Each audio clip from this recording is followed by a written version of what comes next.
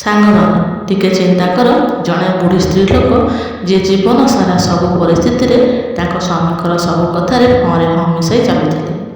ତାଙ୍କର କେବଳ ଗୋଟିଏ ଇଚ୍ଛା ଥିଲା, ତାଙ୍କ ମଥାରେ ଗୋଟିଏ ଟିକିଲି ଲଗାଇବା ପାଇଁ। କିନ୍ତୁ ଯେତେବେଳେ ତାଙ୍କ ସ୍ୱାମୀ ଟିକିଲି ଆଣିବାକୁ ବଜାରକୁ ଗଲେ, ତାଙ୍କ ମନି ପର୍ସରୁ କେବଳ 10 ଟଙ୍କା ବାହାରିଲା। ତାଙ୍କ ଆଖିରେ ଲୁହ ଆସିଗଲା। ଆଉ ସେ କହିଲେ, ମୋର ସକ୍ଷମ ନାହିଁ ଏ ଟିକିଲି ପ୍ୟାକେଟକୁ କିଣିବା ପାଇଁ। କିନ୍ତୁ କାହାଣୀ ଏଇଠି ସରିଯାଏ।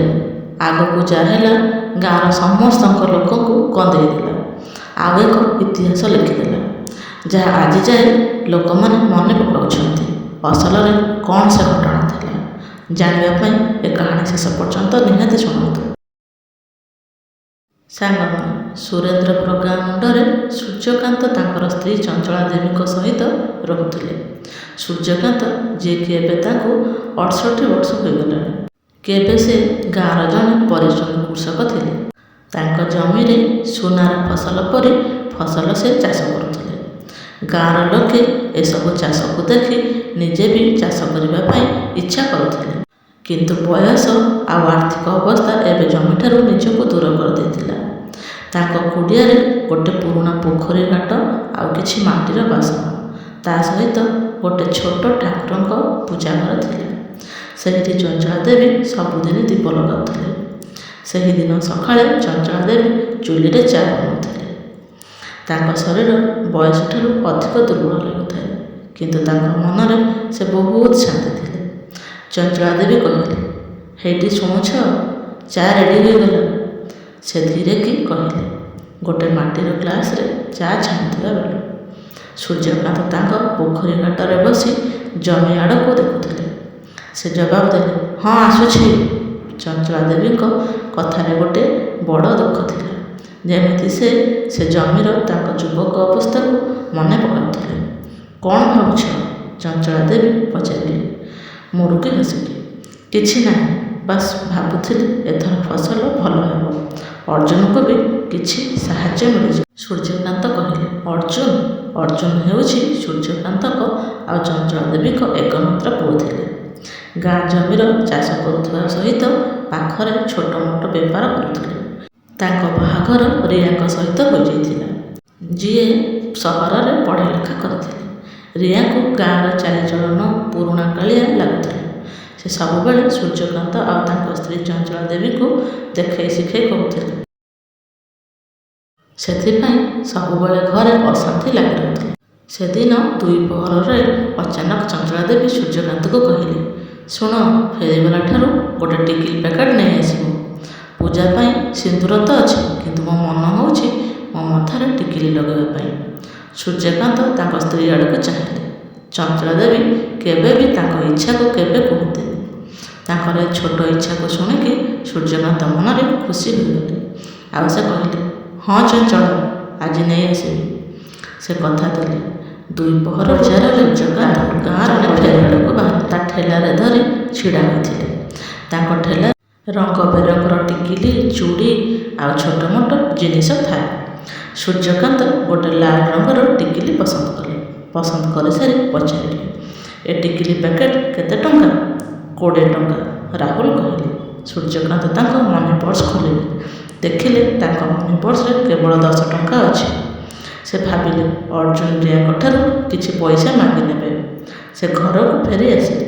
ଫେରି ଆସି ରିୟାଙ୍କୁ କହିଲେ, ଝିଅ, 20 ଟଙ୍କା ଅଛି କି, ଦିଅ, ଚଞ୍ଚଳା ପାଇଁ ଗୋଟେ ଟିକିଲି ପ୍ୟାକେଟ୍ ଆଣିବେ। ରିୟା, ଯିଏ ତାଙ୍କ ଦାଣ୍ଡ ପାଖରେ ଶାଢ଼ୀ ଶୁଖାଉଥିଲେ, ସେ ରାଗିକିରି ସୂର୍ଯ୍ୟକାନ୍ତକୁ ଅନେଇଲେ। ଆଉ କହିଲେ, କ'ଣ ବୁଢ଼ୀ ଦିନେ ଟିକିଲି ଲଗାଇବେ, ଆଉ ପୁଣି 20 ଟଙ୍କା କେଉଁଠୁ ଆଣିବେ? ଘରେ ତ ଖାଇବାକୁ ନାହିଁ। ତାଙ୍କ ସ୍ୱର ରାଗିଲା ପରି ଥିଲା। ସୂର୍ଯ୍ୟକାନ୍ତ କିଛି ନ କହି ଚୁପଚାପ ରହିଲେ। ତାଙ୍କ ମନ ଭାଙ୍ଗିଗଲା। କିନ୍ତୁ ସେ କିଛି କହିଲେନି। ସେ ଫେରିକି ଚଞ୍ଚଳା ପାଖକୁ ଗଲେ। ଆଉ କହିଲେ, ଚଞ୍ଚଳା, ମୁଁ ଗଲାବେଳରୁ ଫେରିବାଲା ପଳେଇଥିଲା। ତୁମେ ପୂଜା ଘରୁ ସିନ୍ଦୁର ଆଣି ଲଗାଇ ଦିଅ। ଚଞ୍ଚଳା ଧୀରେକି ମୁଣ୍ଡ ହଲାଇଲେ ଆଉ ହସିଦେଲେ। ଠିକ୍ ଅଛି। ସୂର୍ଯ୍ୟକାନ୍ତ, ସିନ୍ଦୁର ହିଁ ଠିକ୍ ଅଛି। କିନ୍ତୁ ସେହିଦିନ ରାତିରେ ଚଞ୍ଚଳା ଦେବୀଙ୍କ ଦେହ ଅଚାନକ ଖରାପ ହୋଇଗଲା। ଗାଁର ବୈଦ୍ୟ ରାକେଶ ଚୌଧୁରୀଙ୍କୁ ଯାଇକି ଡାକିକି ନେଇକି ଆସିଲେ। କିନ୍ତୁ ସେ କିଛି କରିପାରିଲେନି। ସୂର୍ଯ୍ୟକାନ୍ତ ସକାଳ ହେବା ପୂର୍ବରୁ ଚଞ୍ଚଳା ଦେବୀର ଶେଷ ନିଶ୍ୱାସ ନେଲେ। ସୂର୍ଯ୍ୟକାନ୍ତ, ଅର୍ଜୁନ ଓ ରିୟା ତିନିଜଣ ଚିନ୍ତାରେ ବସିଥାନ୍ତି। ଗାଁ ସାରା ଖବର ହାଲ୍ଲା ହୋଇଗଲା। ଲୋକେ ସୂର୍ଯ୍ୟକାନ୍ତଙ୍କ ଘରେ ଆସି ଜମା ହୋଇଗଲେ। ଚଞ୍ଚଳା ଦେବୀଙ୍କ ଶେଷ ଯାତ୍ରା ପାଇଁ ବ୍ୟବସ୍ଥା ଆରମ୍ଭ ହେଲା।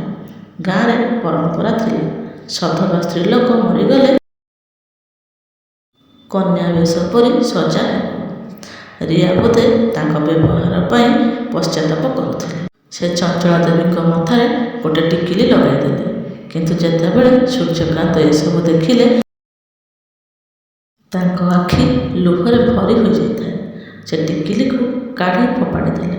ଆଉ କହିଲେ, ମୋର ସକ୍ଷମ ନାହିଁ ଟିକିଲି କିଣିବା ପାଇଁ। ମୁଁ ମୋ ଚଞ୍ଚଳାକୁ ସିନ୍ଦୂର ହିଁ ଲଗାଇଦେବି। ଅର୍ଜୁନ ତାଙ୍କ ବାପାଙ୍କ ଆଡ଼କୁ ଚାହିଁଲେ। ଆଉ କହିଲେ, ବାପା, ତୁମେ ଏମିତି କ'ଣ ପାଇଁ କରିଲ? ମା ତ ସଧବା ଥିଲେ।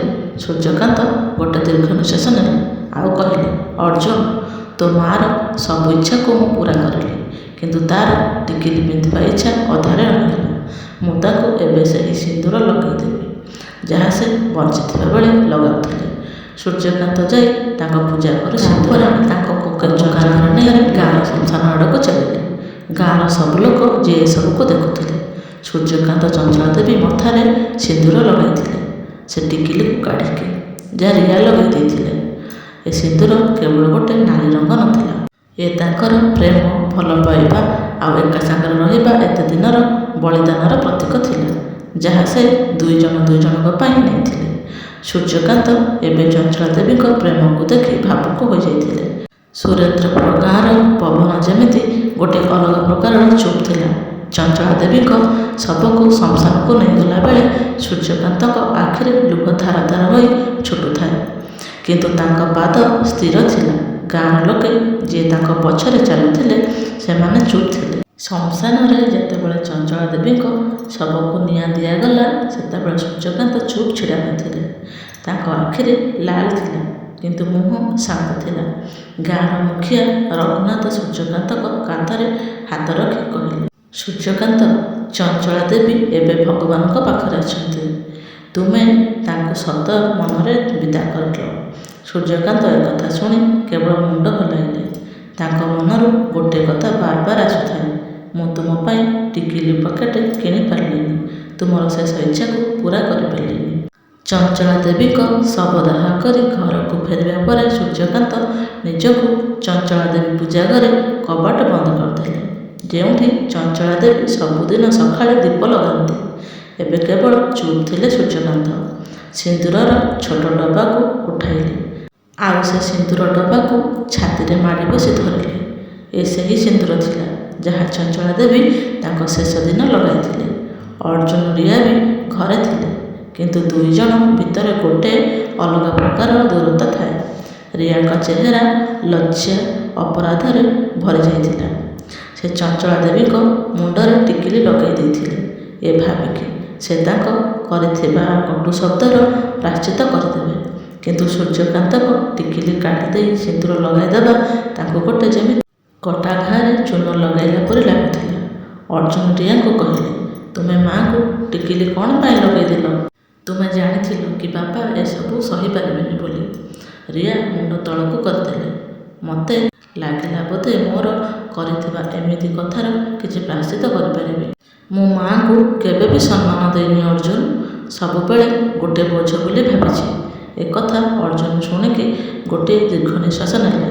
ଆଉ କହିଲେ, ରିୟା, ତୁମେ ଯାହା କରିଛ ତାକୁ ବଦଳେଇ ହେବନି। କିନ୍ତୁ ଏବେ ଆମେ ବାପାଙ୍କର ସାଥ ଦେବା ଦରକାର। ଦିନ ପରେ ଦିନ ବିତି ଚାଲିଲା, କିନ୍ତୁ ସୂର୍ଯ୍ୟକାନ୍ତଙ୍କ ମନର ଦୁଃଖ କମ୍ ହେଲାନି। ସେ ସବୁଦିନ ଚଞ୍ଚଳା ଦେବୀଙ୍କ ପୂଜା ଘରେ ବସୁଥିଲେ, ସିନ୍ଦୂର ଡବାକୁ ହାତରେ ଧରି ଘଣ୍ଟା ଘଣ୍ଟା ଚୁପ୍ କରି ବସୁଥିଲେ। ଗାଁର ଲୋକମାନେ ଘରକୁ ଆସୁଥିଲେ, ସୂର୍ଯ୍ୟକାନ୍ତକୁ ବୁଝାଉଥିଲେ, ସାନ୍ତ୍ୱନା ଦେଉଥିଲେ। କିନ୍ତୁ ସୂର୍ଯ୍ୟକାନ୍ତଙ୍କ ମନ ଆଉ କେଉଁଠି ଥିଲା। ଗୋଟେ ଦିନ ପଡ଼ୋଶୀ ଶାନ୍ତି ଦିଦି ସୂର୍ଯ୍ୟକାନ୍ତକୁ କହିଲେ, ସୂର୍ଯ୍ୟକାନ୍ତ ଭାଇ, ଚଞ୍ଚଳା ଭାଉଜଙ୍କ ପ୍ରେମ ତମ ହୃଦୟରେ ସବୁଦିନ ରହିବ, କିନ୍ତୁ ତୁମକୁ ଆଗକୁ ବଢ଼ିବାକୁ ହେବ। ଏକଥା ଶୁଣିକି ସୂର୍ଯ୍ୟକାନ୍ତ କହିଲେ, ଶାନ୍ତି, ଚଞ୍ଚଳା ମୋର କେବଳ ସ୍ତ୍ରୀ ନଥିଲେ, ସେ ମୋର ବଳ ଥିଲେ, ମୋର ବିଶ୍ୱାସ ଥିଲେ।